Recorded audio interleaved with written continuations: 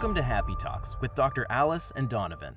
Dr. Alice Fong is a holistic naturopathic doctor and founder of Onedrus Wellness, and Donovan Jensen is a software engineer and founder of HowToHappy.com. Together, they're out to cause more happiness in the world. Hello, welcome to Happy Talks. My name is Dr. Alice, and here is my amazing co-host, Donovan.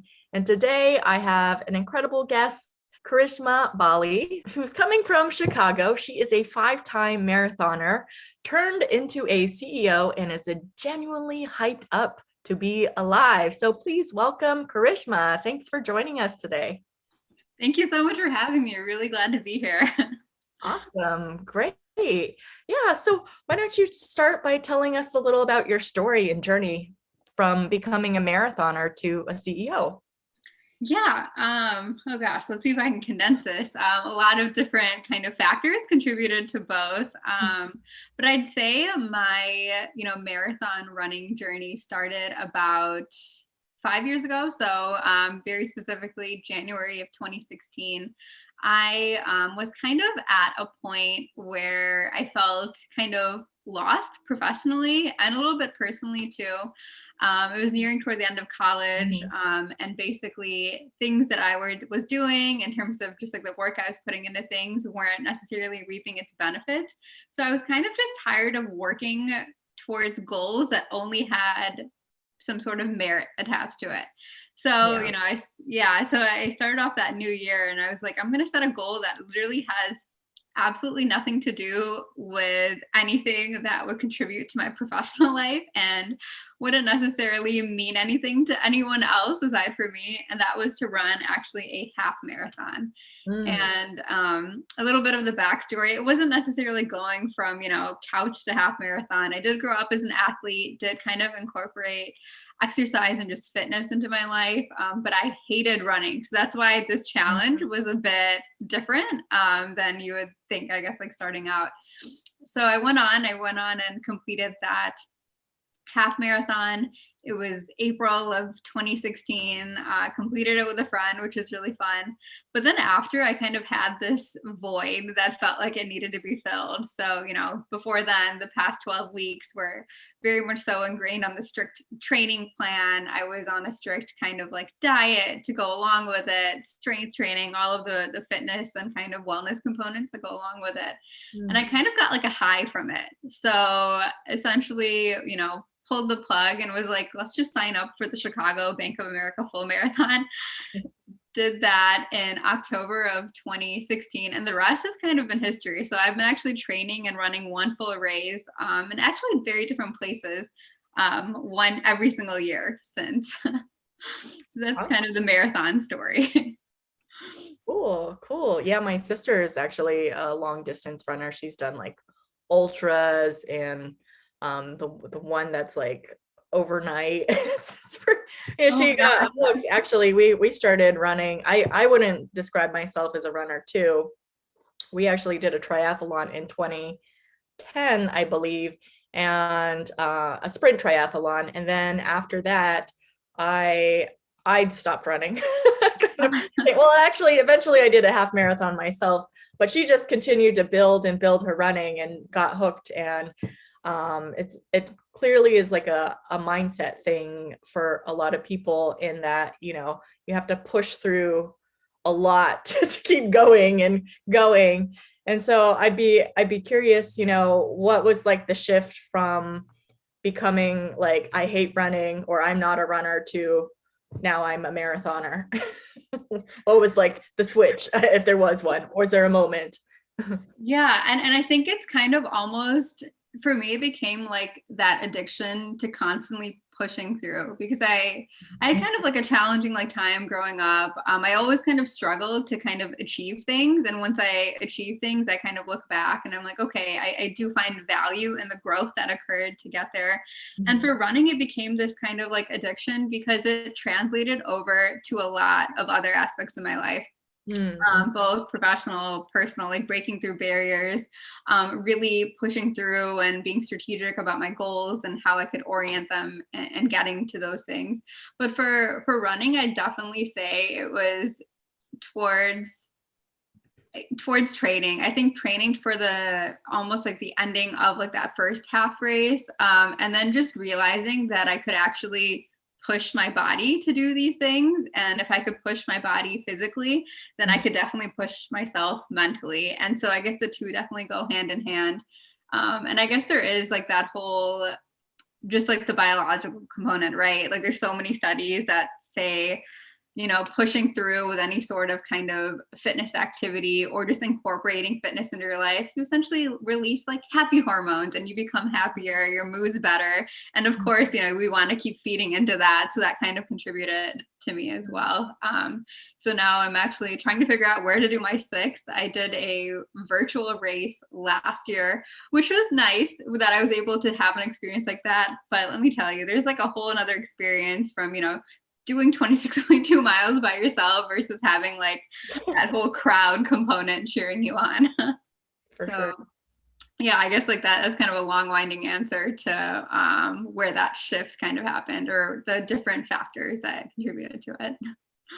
So you mentioned some of the pieces of your running history, right? And how that started tying into your life. But it sounds like you've taken it even further than that and are currently working on some stuff. So I'd be curious to learn a little bit more about kind of the project you're working on and how the running pieces overlap or interweave with that. Yeah, so most recently, I guess like I can give you kind of like a bit about my like professional background or educational background. I went to undergrad, studied Anthropology, went on to 2 different grad programs. So did a master's in global entrepreneurial management based in 3 different cities, and then a master's in medical physiology / biology. So always just had like this, I guess like desire to create and execute and lead and intertwining the 2 disciplines. So last year I actually founded Pulse Athletic Apparel. And this is an athletic / athleisure apparel brand. And that definitely stems from a lot of those like professional interests, but then kind of tying it into running.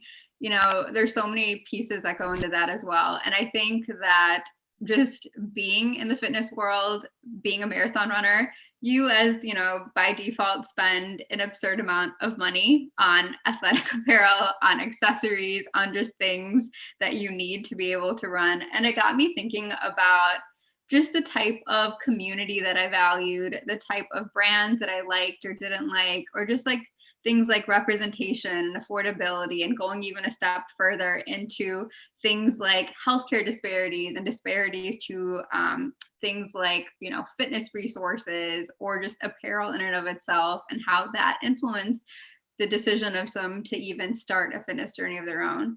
So kind of by just taking all of these components, I wanted to put forth a movement that was kind of based on a lot of these different elements. So creating a brand that was a bit more, you know, it was very inclusive. That was like probably one of the founding reasons as to why it was created. And the inclusivity comes in all different aspects for me. It comes from size inclusivity, not kind of comparing yourself starting out to someone who may be very fit and very toned. I think that kind of gets lost in translation for a bit, especially in like the fitness world, because that's what you see. You don't really see what real people look like starting out.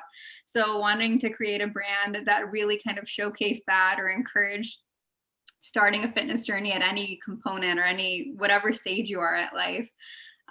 Starting a brand that was very community centered. So it was a pandemic company, or it is a pandemic company. It was officially launched last year. And I think that it was just a very lonely year in all aspects. I'm glad that things are kind of coming back to a norm, whatever that might be for this year and just moving forward. But it was very easy to, I guess, feel isolated. So health and, you know, just wellness and those senses were already being compromised. So I wanted to create a community that kind of took a jab at being like, hey, it's okay, but if you want to start a fitness journey of your own, come check us out. We offer like, you know, fitness resources and just kind of very people-centered platform in that sense. And then just also going back into the movement, I guess. So one of the biggest movements that we started is hashtag Pulse Forward. The brand is called Pulse Athletic Apparel. And Pulse Forward means a lot of different things. So for me in my personal life, it means, okay, let's take things literally each step, each run, each mile, and you're able to overcome things, not just for the run, but whatever you may be going through mentally, whatever you may be going through personally as well.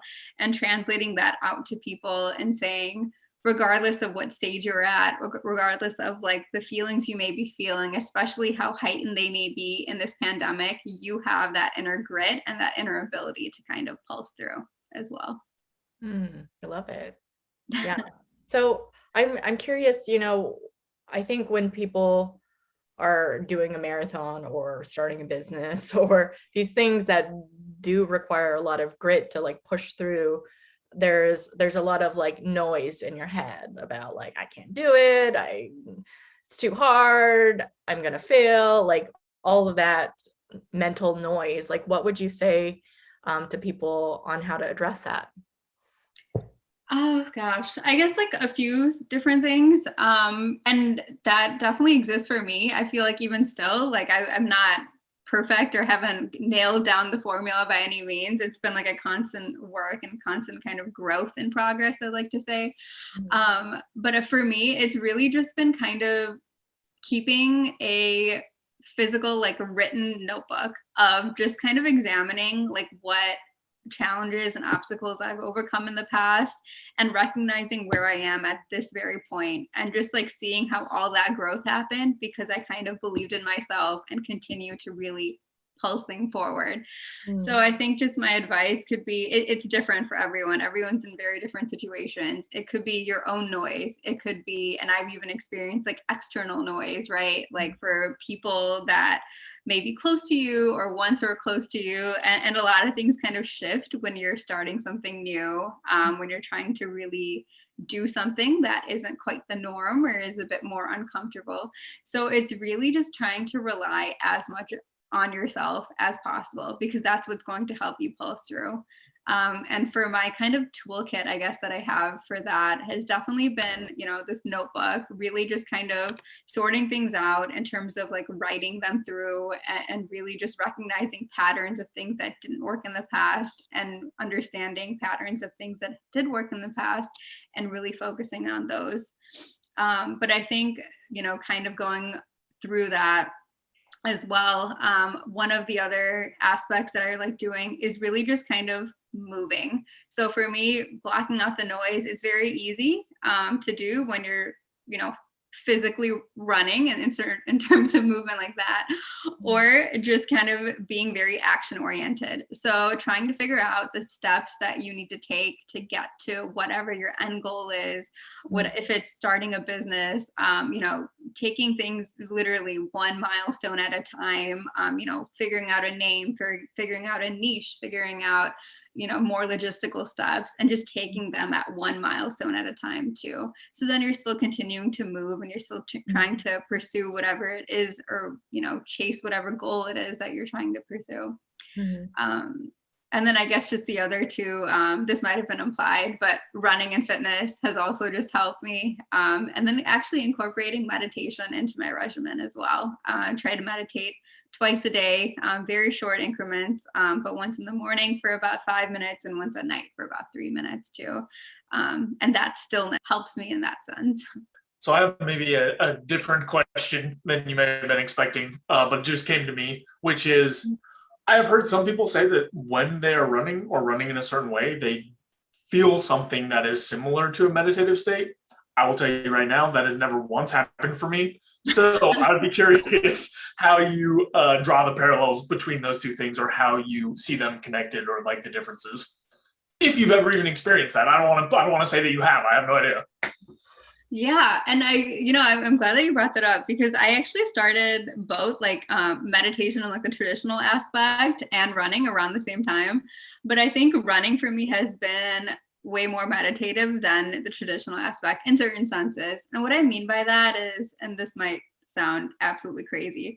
But once like you get past the first few minutes, your body starts kind of creating this sort of alignment or this like rhythm with each step that you're taking, and like literally just strokes of hitting the ground.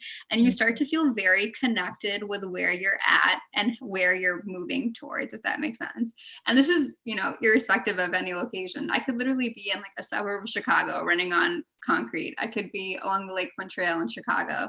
I've traveled quite a bit. So I could be, you know, one of the coolest races that I did was in Spain and running along like the coast there. But I think what all of those different experiences had was that connectedness that you're able to reach by just kind of focusing on each progressive step, and therefore that kind of becomes very meditative, at least for me. And I apologize if that sounded a bit crazy. No, I mean, that makes a lot of sense to me. Like I said, having not really experienced that, like I'm more like a puppy, like to run, I need somebody to throw a ball, like I need something to chase. If I just run on my own, it's not going to last very long.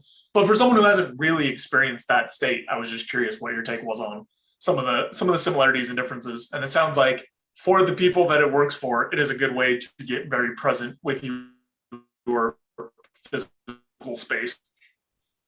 Yeah, definitely. And I think that even just kind of going back to like part of the conversation we had earlier on what kind of triggers it or what kind of maintains, like, why do you keep doing it? It's definitely that piece to it, because you feel like you just feel so connected. And I think like as humans, we like having that sense. It's definitely like a need for us, like on a psychological level. And if you're able to do that and feel connected by doing something by yourself, then you can only imagine how you can translate that elsewhere as well. Have you been able to do a marathon? This might be just kind of a random question that popped into my head. Sure. It's like, have you been able to do like a whole marathon in that meditative state where you're actually enjoying it, or is it just normal and natural to just like hate part of it and just push through? Because for me, like when I did my half marathon, I didn't train enough to like, I trained up to like 10 miles and I was like, oh, 3 more miles won't be so bad. I ran out of time to train up a little bit more. And it was like those last 3 miles that like killed me. I walk at least half of that. And yeah, I feel like for me, I guess when I was training and running, like the sweet spot was like 3 miles of like, okay, it feels good. But then I think beyond that, it just kind of sucks. And I don't know for other runners, if it can actually feel good for like a full 26 miles or not. So what are your thoughts on that? Oh gosh. I have spoken to people who do feel that way, the full 26.2 miles in that meditative state. I have not gotten there yet. I'll be very honest with you. And I think it goes in waves, right? Like for me, just like, I think mentally I've been at very different stages of life during each race. But I think the beginning always starts out the same. You're very excited, especially, you know, I was even excited during the virtual actually when I did it by myself. But when there's crowds, right, you're looking around, all these people are smiling, they're so happy. It's probably like 4:35 in the morning, but like all these people are just like ready to go for it with the same goal in mind. But then, you know, you start off fast, and that's something that I've kind of gotten better at. So you're starting off fast. Then about like midway through, you're like, crap, I'm getting tired. I shouldn't have started out that fast. So you start slowing down. And then for me, it's always at the mile 20, because it's like the same thing. They say like, don't train for, so I have never, during training mode, I've never trained for more than 22 miles. So the last 4 are supposed to be on adrenaline, right? And sometimes that adrenaline, you're just like kicking yourself in the head. You're like, oh my gosh, why did I think this was only going to be 4 miles? 4 miles is still 4 miles. And, you know, you're sweating out of places. You didn't think that was possible. You're like starting to chafe, you know, you feel blisters coming on. And that definitely, that physical pain in that sense it's very easy to distract away from the meditative euphoric state. So I haven't gotten there. I have met people who have gotten there.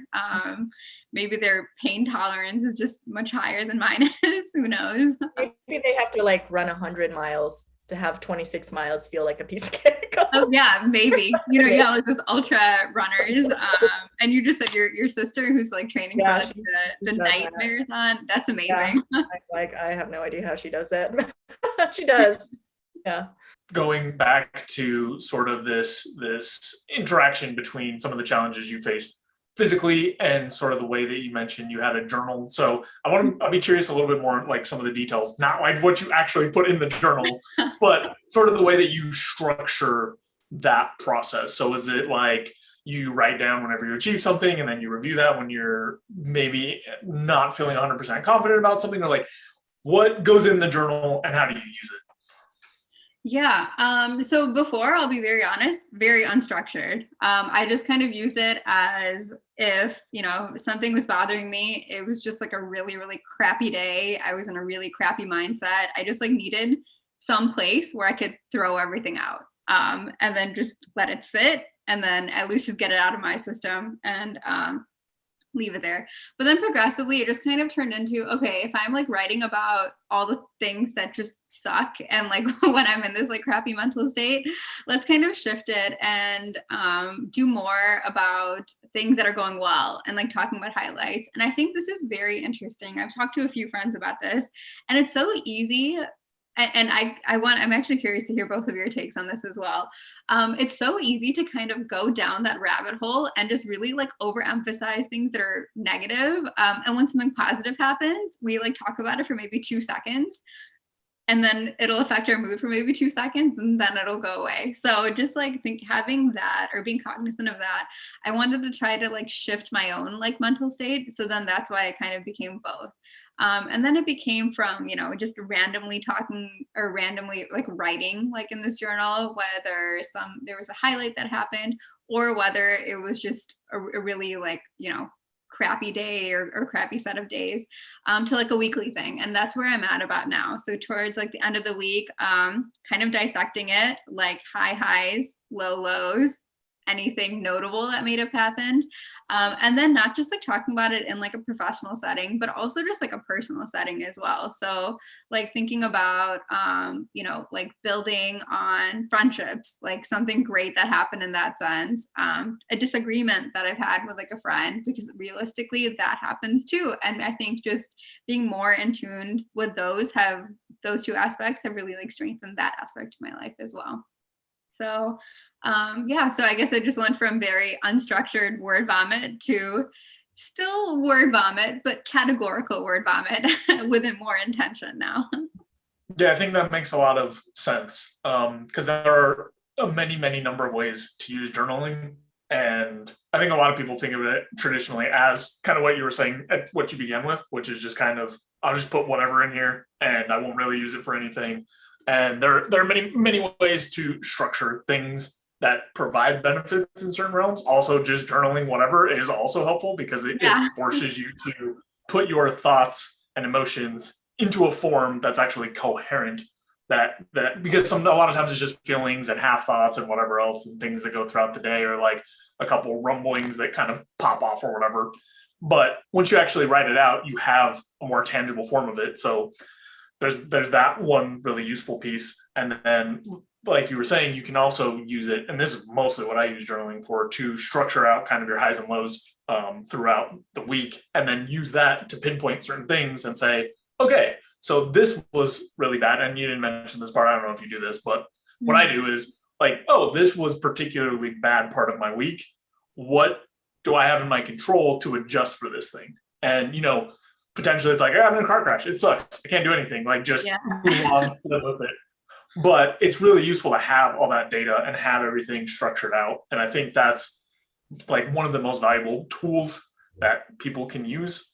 And you mentioned a question. I don't think I actually asked it. You said you wanted to hear our opinion on something, and then I started rambling and I forgot what it was. No, that's all right. But yeah, thank you for sharing that. That's actually very similar to what I do, in terms of just like kind of using it to kind of like analyze and move forward. But I've gotten very careful over the last few months to not overanalyze, because I realized how easy it is to literally, what's like that phrase, like paralysis by overanalysis. Realize how easy it's easy to go down that rabbit hole, and then those can have detrimental effects too. But the thing that I was curious to hear both of your takes on is kind of like this idea that it's easier to kind of like feel negative emotions or kind of talk about things that are bothering us than celebrating. And I feel like it's in terms of time, right? I think like we'll kind of dwell on things that are negative for longer periods of time than actually sit in celebration or sit in happiness. I don't know where this comes from. I don't know if it's cultural. I don't know if it's mental. I don't know if it's thinking about judgment or, what it's affiliated with, but I've noticed myself doing this too. And I don't know if it's because we spend longer times in hardship, in adversity than in celebration, or no idea what the correlation is, but that's something that I've been trying to be more cognizant of. So curious to hear your thoughts. I have a take, but you can talk first, Dr. Alice, if you want. Well, yeah, I would say I think a lot of us fall into this trap of, dwelling on the negative things that happen in our life. They seem so like daunting or bad. And yeah, I think when it comes to like celebration of the joys, it's like, oh, well, yay, party for 2 seconds, but I have to get back to my life. It's like I don't think we give ourselves permission to have that celebration as much, because there's just so much to do in life. So I don't know if that's part of it. What is your thoughts, Donovan? Yeah, so this is not proven, but there is an idea out there that we dwell on and remember the negative things that happen to us more because we need to be able to use that information in the future to avoid those things. Whereas the positive things, we don't, it's not as natural to remember them or dwell on them because, it's like type 1, type 2 error, right? If something is actually dangerous and you forget about it, and then that bad thing happens again and it causes you harm, that's non-recoverable. Like you can't anyway. So the idea there is basically like we are hardwired to some degree to dwell on negative things so that we don't end up missing something dangerous. The other piece that I was going to touch on, and again, that's not proven. That's just like an idea that's floating out there that to me sounds pretty good. And I'm like, well, yeah, maybe. The other piece is there's some research out that basically says having a gratitude journal or practice or whatever else is one of the best things you can do to improve your happiness. So it's very, very common for people to dwell on the negatives, and it takes active effort to like train your brain to try to come up with the things to be grateful for. So that's my take. I don't know how real that thing is. Somebody could go and disprove that theory at any minute, but that is one idea floating around that I heard that seems plausible. Yes, I guess that makes sense, right? So there's like an evolutionary concept that's kind of attached to it. And then with like the gratitude journal, that makes sense. I've tried implementing that or trying to attach that. It's very difficult. I don't know if it's just my consistency and discipline isn't like hard enough, isn't as great enough to do that. But I'm curious too, like, I guess like do both of you kind of keep gratitude journals, or is that kind of an element that you have? I'm also terrible at being consistent with that. Okay. I don't know, Donovan.